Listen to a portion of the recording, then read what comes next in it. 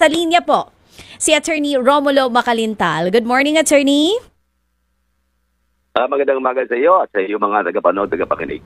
Magandang umaga po. Attorney, ito nga, naghain nga po ng petisyon itong si Attorney Catalino Herillo sa Korte Suprema upang manduhan po ang Korte na utusan na ang Senado na umpisahan na po itong impeachment trial. Legally speaking po, Attorney, meron po bang kapangyarihan ng Korte Suprema para bigyan ng utos ang Senado na simulan na po agad ang proseso ng impeachment? Ayoko naman pangunahan ang ating Korte Suprema, pero sa aking palagay, sa aking pag-aaral sa bagay na ganyan at sa mga iba pa mga kaso na similarly situated, ang Korte Suprema ay hindi kagad nakikialam sa mga kasong may kinalaman sa Kongreso na hindi pa na-aksyonan ng ating Kongreso. Sapagkat yung bagay na yan, yung impeachment ni Sara Duterte, yan naman ay hindi po, wala pang official action ang Senado. Hindi pa naman sinasabi ng Senado na hindi sila magkakaroon ng sesyon. Hindi naman sinasabi ng Senado kung ano pa ang kanilang gagawin. Ang nagbibigay lamang ng pahayag ay si Senator Chis Escudero sa kanyang sariling o personal na palagay tungkol sa nasabing kaso. Kaya sa akin, parang walang actual case or controversy na hahatulan ang ating Korte Suprema. Pangalawa, there is a separation of powers. Magkahiwalay na katungkulan ang ating Korte Suprema ay sila ang magdedesisyon sa mga bagay na hindi maunawaan pa, samantalang ang ating Kongreso silang gumagawa ng ating mga batas. Sa bagay na ito, ang impeachment ay within the jurisdiction ng Senado sa ngayon because it is already on trial. Kaya sa aking palagay ay hindi pangungunahan ng ating Korte Suprema.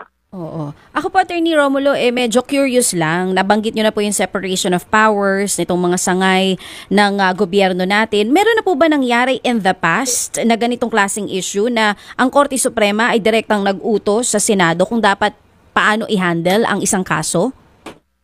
Ay wala pa akong maalaala na ganyang kaso na talagang inaatasan ang ating Kongreso kung paano ang paghahawak sa isang kaso. Dahil sa dapat siyempre igagalang ng Korte Suprema yung kapangyarihan ng ating Senado kung paano ang gagawin nila sa isang kasong nakabimbin sa kanila.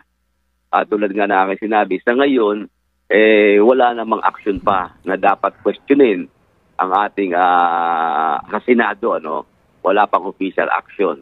Okay. Magkakaroon lamang ng official action yan kung talagang magkukunbin ang Senate at gagawa sila ng kaukulang hakbang kung ano ang gagawin nila sa nasabing impeachment case laban kay Sara. Okay, sige po. So malinaw na po yun, itong binabanggit nga po ninyo na doctrine ng separation of powers. So ngayon po, attorney, ano ang mga komplikasyon nito? First of all, dapat muna kasing magsesyon ang Senado to take cognizance of the impeachment complaint sa plenaryo, di ba? And otherwise ngayon, Yes. ang record ito received lang, di ba? Wala pa po ito talaga. Oo. Okay, sige. So once ang kanilang kasing session ay June 6, no? Assume sa mga July. pahayag po ni Ginoong Escudero, Oo. sila po ay magbabalik sesyon sa June 6 pa after election, and then sabi nga niya, baka daw po ang trial magsimula 20th Congress na. Ito muna, ano ang mga implikasyon nito muna sa ngayon po kung hindi nila ito matapos sa kanila pong terms sa 19th Congress? Well, sa aking palagay, magkakaroon ng talagang problema ang nasabing impeachment case. Palagay ko, yan ay magiging dahilan para hindi na talagang matuloy yan kapag tumawid pa yan sa 20th Congress. Sa ngayon, tinatawag natin sila ay nasa 19th Congress. At yung rules of the Senate mismo, I think it's Rule 44, doon ay nakasaad sa isa sa mga sections nito na lahat ng pending matters, the word is matters, the all pending matters and proceedings ng nasabing present Senate shall be terminated upon the end of Congress. Upon the end ng 19th Congress, sinasabi na tapos na. Hindi po pwede nang ipagpatuloy yun. Maliban kung ang susunod na Senado sa 20th Congress ay ipagpapatuloy ito pero ituturing na bagong kaso ang nasabing kasong ipagpapatuloy nila. At pagka sinabi natin ituturing na bagong kaso or as if filed only today, ay parang lumalabas na second impeachment case yan na ipinagbabawal ng saligang batas na magkaroon ng dalawang impeachment laban sa isang impeachable official sa loob ng isang taon. Okay. So you disagree doon sa legal opinion na continuing body ang Senate, ito 12 matitira na mga kapag sila'y nanumpa na. Opo, kung assuming lang po no na they can discuss the articles of impeachment on plenary at sila'y manumpa kaagad as senator judges, hindi carry over yung pagiging senator judge nila and itong first impeachment complaint na ito sa 20th Congress. Yes, at ang pinagbabasehan ko diyan, Ted, ay yung mismong decision ng ating Korte Suprema sa kaso ng Javier versus Comelec at saka Garciliano versus House of Representatives noong 2008 na sinasabi hindi continuing body ang ating Senado. Kasi ang natitira lamang dyan ay 12 at ang 12 ay hindi pwedeng magpatuloy kasi hindi quorum ang 12 yan. Kaya sa 1987 Constitution natin, ayon sa Korte Suprema, quoting from Justice Antonio Carpio, our Senate is not a continuing body. Okay. Kaya sa aking palagay ay hindi rin po pwede. Kasi yan namang Senado, magsisimula pa rin yan after the SONA ng Pangulo sa first or third Monday ng July. Okay, so that's a school of thought din po na dapat nga pag-isipan ng ating mga senador. So kung kayo po ang tatanungin, dapat po masimula ng trial at matapos ngayon 19th Congress. Yun ang aking palagay sa aking palagay base sa rules mismo ng Senado at base sa desisyon ng ating Korte Suprema. Sa Rule 44 ng Senado, dapat yan ay matapos na sa 19th Congress.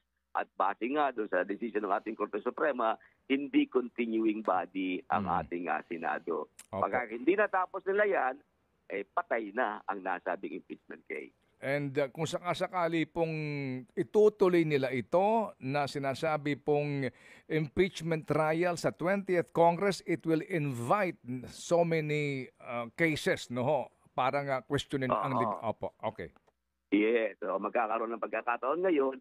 Ngayon, yan ang magiging panahon para ang kaso ay makarating sa ating Korte Suprema.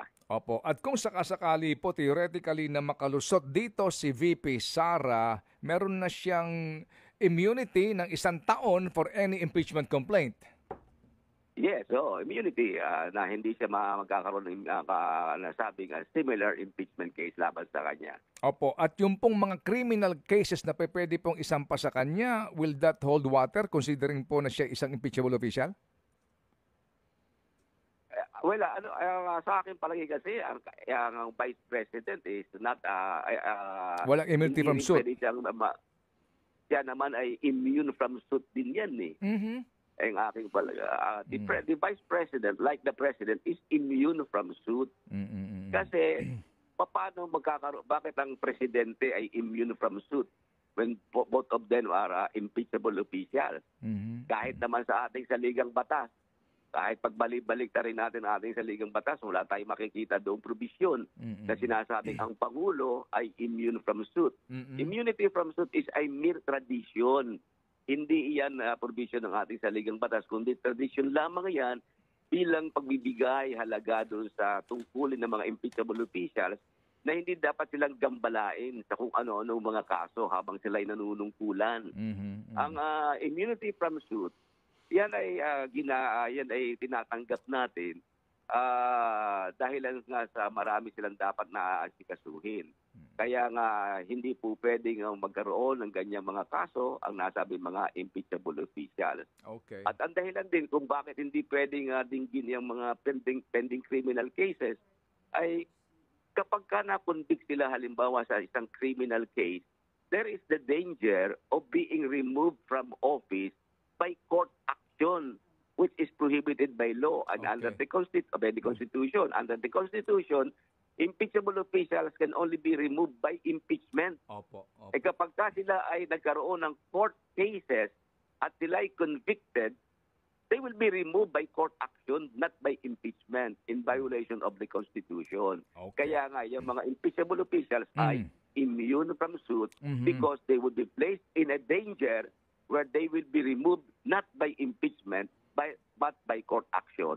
Opo, talaga pong it really pays to speak to a seasoned lawyer, hindi lang po sa election Hindi laws, naman. kung hindi po sa ating Hindi po. naman napapasa natin yun. Oo. Anyway, attorney, ito lang po. Nababasa lang Opo, natin. opo, huling punto po, attorney. Total ho naman, maliban sa pagiging isang election lawyer and constitutional lawyer, anong basa nyo kung bakit ayaw pa ho itong, bakit nagdidili-dali pa dito si SP Escudero et al.? Well, hindi ko masabi, no? Dahil sa yung mga personal nila, mga personal opinion nila yan, ang mga political action. Pero may mga ibang nagsabing senador na nabasa ko na sila dahil busy na daw sa pangangampanya ang ating mga senador. Sabi ko naman, ang pangangampanya hindi part ng job description nila yan. Wala sa ating saligang batas na ibahagi na kailan tungkulin. Ang tungkulin nila ay gampanan ang mga tungkulin na gagawin ng isang senador at hindi yung pangangampanya. Kung sakaling kinakailangan bumalik sila para magtrabaho, dapat sila bumalik yan. Opo, kumbaga po, klaro sa saligang batas yung kanilang tungkulin bilang mga senator judges pero walang nakalagay doon that all will pause during election period, di ba? Oo, wala nakalagay doon na meron silang break. May campaign break na tinatawag. Masakit pakinggan yun para sa ating taong bayan na yung kailang tungkulin ay hindi nagagampanan dahil sila ay abala sa kanilang pangangampanya. Okay, sige. So it's now or never, Attorney Mac? It's now or never, sabi nga ni Elvis Presley. Okay, sige po. Salamat na marami, Attorney. Sa uulitin po.